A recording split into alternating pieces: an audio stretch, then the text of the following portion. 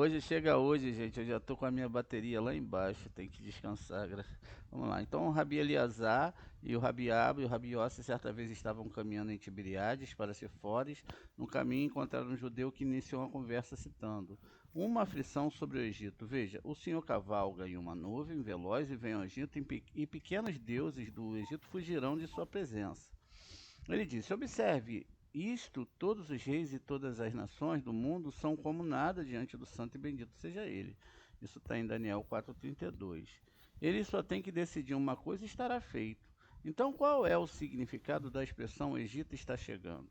Ele virá? Certamente, na verdade, ele veio em consideração a matrona, a Sheriná, para tomá-la pela mão e levá-la em glória. Com ela também fará quando o cativeiro de Israel em Edom, ou seja, Roma, chegar ao fim. Rabi Yossi observou: se foi em consideração a matrona, por que ele não veio para a Babilônia, onde a Sheriná também estava exilada com Israel?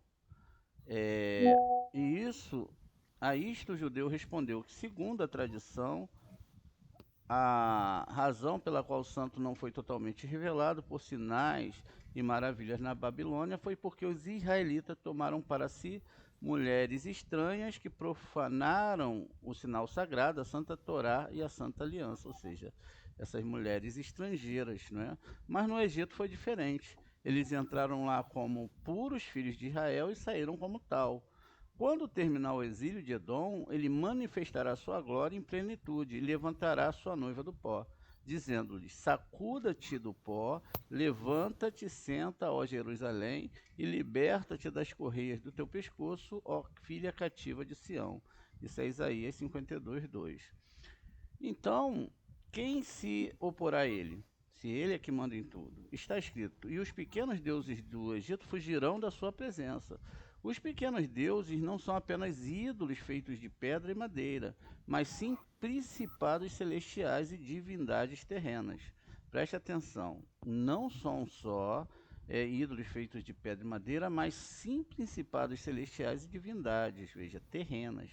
Na realidade, onde Israel está no exílio, o santo cuida dos filhos de Israel e chama o povo e os seus representantes a prestar contas. Observe que está escrito: assim diz Adonai, meu povo primeiro desceu ao Egito para morar lá e a Síria oprimiu por nada. Isaías 5,4. O santo tem uma grave queixa contra a Síria. Veja que a Síria fez comigo.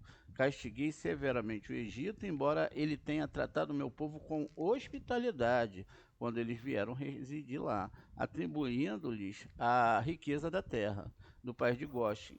E mesmo depois, embora que o oprimissem, o meu povo, não tiraram a sua terra, né? Não tiraram a sua terra nem nada para que lhes pertencia. Isso é o Êxodo lá no 9,6. Mas a Assíria oprimiu por nada, arrasou-os para o outro extremo da terra e tirou-lhe o país.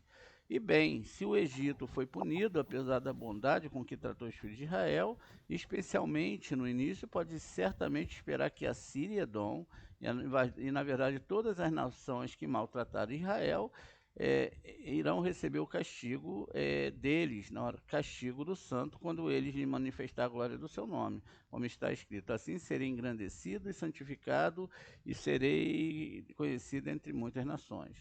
O Rabi Simeão levantou as mãos e chorou e disse: feliz quem vive nesse tempo. Sim, feliz quem vive nesse tempo, quando o santo vier visitar Israel, examinará quem permaneceu fiel a ele, tá vendo? Naquele momento, então, infeliz será aquele que ele considerar digno e de quem ele dirá: olhei e não havia ninguém para ajudar. Isaías, lá no 42, 23. Muitos sofrimentos afetarão então Israel, mas feliz aquele que é considerado fiel naquele momento, pois ele verá a luz que dá alegria ao rei. A respeito desse tempo, é proclamado: Eu os refinarei como a prata refinada, eu os tratarei como ouro é tratado. Isso é Zacarias lá no 8:9. Então as dores do parto e do trabalho de parto atingirão Israel e todas as nações, e seus reis ficarão furiosos juntos, e eles conspirarão contra ele. Então uma coluna de fogo ficará suspensa no céu, a terra por 40 dias, visível a todas as nações. Então o Messias surgirá no jardim do Éden, daquele lugar chamado o Ninho do Pássaro. Surgirá na terra da Galileia. O Ninho do Pássaro é Biná. E continua: E naquele dia o mundo inteiro será abalado, e todos os filhos dos homens buscarão refúgio em cavernas, as mesmas cavernas que os sábios estavam, e lugares rochosos. A respeito desse tempo está escrito: E andarão pelas cavernas das rochas e pelas cavernas da terra, por temor do Senhor e pela glória da sua majestade, quando se levantar para fazer tremer terrivelmente a terra. Isaías 2:19. A glória da sua majestade refere-se ao Messias, que é o Santo Zurra, quando ele for revelado no país da Galiléia, porque nessa parte da terra santa começou a primeira desolação, e por isso ele se manifestará primeiro lá, e a partir daí começará a fazer guerra contra o mundo. Depois dos 40 dias durante a coluna terá permanecido entre o céu e a terra diante dos olhos do mundo inteiro. E o Messias será manifestado, uma estrela virá do Oriente, como muitas matrizes e brilhando intensamente. E outras 7 estrelas, eles a cercarão e farão guerra, não é? Contra ela por todos os lados, 3 vezes por dia durante 70 dias, diante dos olhos do mundo inteiro. Uma estrela lutará contra as 7 com raios de fogo flamejante, e cada lado as atingirá, até que se apaguem. Noite após noite, mas no dia em que aparecerão novamente, lutarão diante dos olhos do mundo inteiro durante 70 dias. Depois de 70 dias, a única estrela desaparecerá. O Messias também ficará escondido durante 12 meses na coluna de fogo, que retornará novamente, embora não seja visível. Após os 12 meses, o Messias será levado ao céu, naquela coluna de fogo, e receberá ali o poder e o domínio e uma coroa real. Quando ele descer, a coluna de fogo será novamente visível aos olhos do mundo, e o Messias será revelado, e as nações poderosas se reunirão ao seu redor, e ele declarará guerra contra o mundo inteiro. Nesse momento, o santo mostrará os seus poderes diante de todas as nações da terra, e o Messias se manifestará em todo o universo. E todos os reis se unirão para lutar contra ele, e mesmo em Israel haverá alguns malignos que se juntarão a eles na luta contra o Messias. Então haverá trevas sobre o mundo inteiro, e isso continuará por 15 dias. E muitos em Israel perecerão nessas trevas. Sobre essas trevas está escrito: Vede, as trevas cobrem a terra e as trevas cobrem as nações. Isaías, lá no 62. Então, isso aqui tudo, não é bem metafórico, né? Tá falando de transição de planetas, de transição de mentalidades. Muitas pessoas hoje já ainda negam o Zorra. Você vai ver, se você parar para pensar, o Zorra, ele, principalmente aqui no Brasil, né? Ele tem uma. As pessoas não querem o Zorra, certo por aquilo que eles querem tirar do Zorra. É, os judeus lá, messiânicos, né? Eles tiram as partes que interessam para eles, mas descartam todo o resto. Imagine se você pega um livro, você vai lá, tira o pedacinho que te interessa, o resto não serve. Só aquele pedacinho tá lá escrito em tal lugar do Zorra, isso e isso. Aí você pega aquele pedaço, não lê o corpo inteiro do texto, se fragmenta aquele versículo. Muito bem. Então é importante você pegar todo o corpo do Zorra e ver que o Zorra fala totalmente contra a idolatria. Então eles só pegam a parte que eles acham que é certa. Dentro do judaísmo também é a mesma coisa, só se pega os pedaços que acham que é certo, que alegam ganho de dinheiro, isso e aquilo, etc. E quando eu falo isso, eu falo com muita propriedade, tá? Eu falo que hoje a religião ela sentencia a pessoa que deseja a recepção e a separação das pessoas, separações em castas, grupos, etc. E o Zohar não fala nada disso. O Zohar fala só de união de almas. Continuando aqui, então Rabi Simeão discutiu o versículo: quando um ninho de pássaro foi encontrado diante de você, na estrada, em qualquer árvore ou chão, com filhotes ou ovos, você não levará, mãe. Isso é Devarim, lá no 22, 6 e 7. Ele disse: interpretamos essa passagem como um preceito esotérico da lei, que contém mistérios de doutrinas, caminhos e caminhos conhecidos pela companhia e que pertence aos 32 caminhos da Torá. Depois, dirigindo-se ao Rabi Eleazar, seu filho disse: no tempo em que o Messias surgir, haverá grandes milagres no mundo. Veja, agora no paraíso inferior existe um lugar secreto e desconhecido, tingido de muitas cores, do qual estão escondidos 1000 magníficos palácios. Ninguém pode entrar lá, exceto o Messias, cujas moradas é no paraíso. O jardim é cercado por multidões de santos que olham para o Messias, olham para o Zohar Kadosh. Seu chefe, junto com muitos exércitos e grupo de almas de justa ali nas luas novas, nas festas e nos sábados. Ele entra naquele lugar para encontrar alegria naqueles palácios secretos. Além desses palácios, existe outro lugar totalmente escondido ou indetectável. Ele se chama Éden e ninguém pode entrar para vê-lo. Agora o Messias está escondido em seus limites exteriores até que um lugar chamado Ninho do Pássaro lhe seja revelado. Este é o lugar proclamado pelo pássaro, o pássaro, nesse caso, a Shekhinah, que voa pelo jardim do Éden todos os dias. Naquele lugar são tecidos as efígies de todas as nações. Efígie é aquilo que a gente tem nas moedas, né? É um relevo, uma marca, algo assim nesse sentido, ou em qualquer outro objeto, né? Uma saliência que mostra que ali tem um rosto, um número, etc. Que se reúne contra Israel. O Messias entra naquela morada, levanta os olhos e vê os pais, ou seja, os patriarcas, que visitam as ruínas do santuário de Deus. Ele vê a mãe Rahel com lágrimas no rosto, o santo bendito seja ele, tenta consolá-la, mas ele se recusa e se conforma. Isso é o Jeremias lá no 31:14. Então o Messias levanta a voz e clama, e todo o jardim do Éden estremece, e todos os justos e santos lhe explodem em lágrimas e lamentação junto com ele.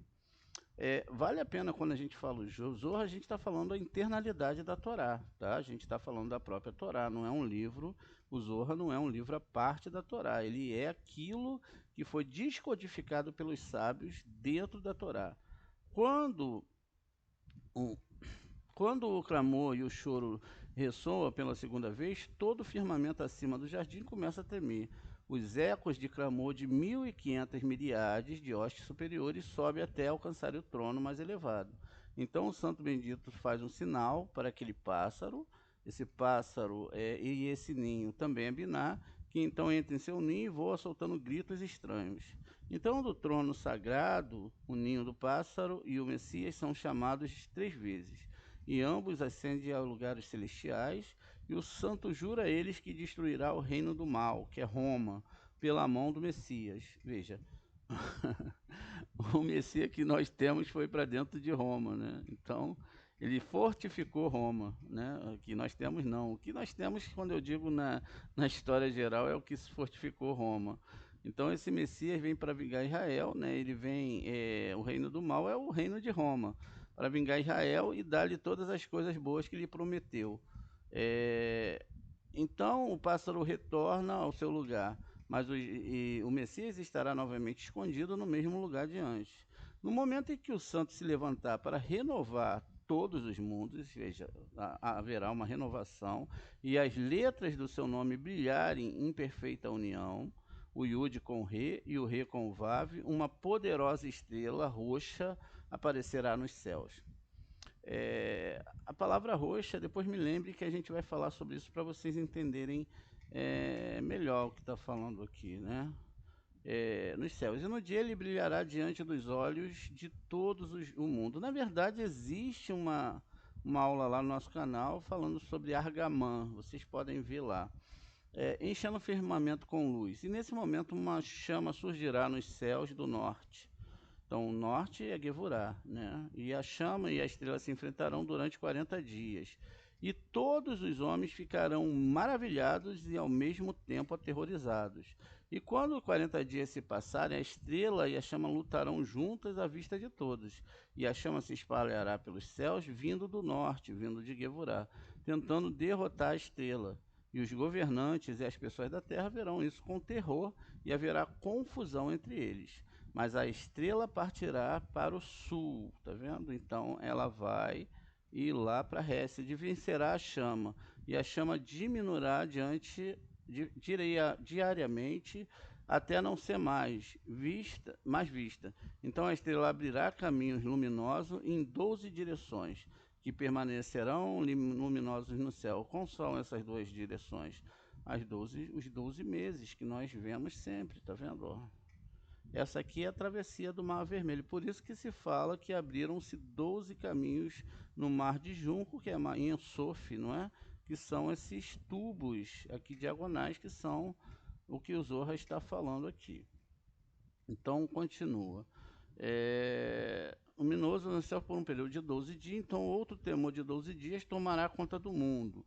E ao meio-dia o sol escurecerá, como escureceu no dia em que o templo sagrado foi destruído, de modo que o céu e a terra não serão vistos. Então, no meio dos trovões, relâmpagos, uma voz será ouvida que fará a terra tremer, e muitos principados e exércitos perecerão. No entanto, o dia em que essa voz for ouvida, em todo mundo, uma chama de fogo aparecerá e queimará a grande Roma, tá vendo? Que é chamada aqui de Constantinopla. Consumirá muitas cúpulas e torres, então muitos grandes e poderosos perecerão. Veja que nossos sábios, eles já sabiam exatamente dessa construção aqui, né? E eles existiram ali na época ali que diziam que o JC estava lá, que era o Messias, e eles não falaram nada disso não, tá? Não existe uma palavra falando do JC aqui dentro do nosso documento do Zorra.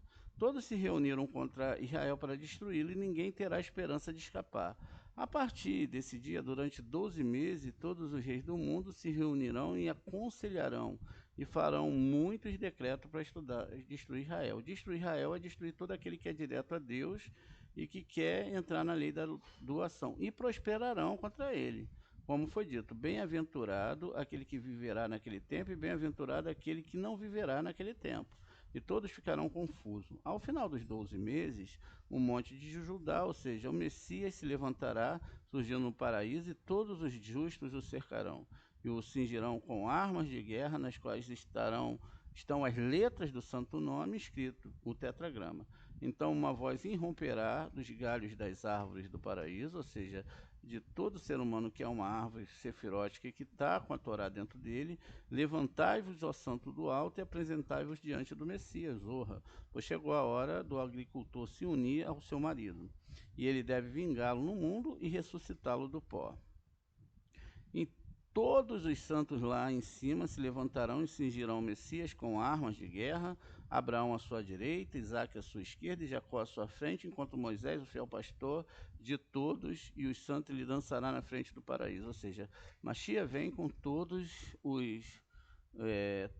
esses patriarcas, né? Assim o Messias foi instalado pelos santos no paraíso, ele entrará novamente no lugar chamado Ninho do Pássaro, que é Biná, para ver ali a imagem da destruição do templo, de todos os santos a quem ali foi dado morte. Então ele tirará daquele lugar 10 vestes, as vestes do santo fervor, e se esconderá ali por 40 dias, e ninguém poderá vê-lo.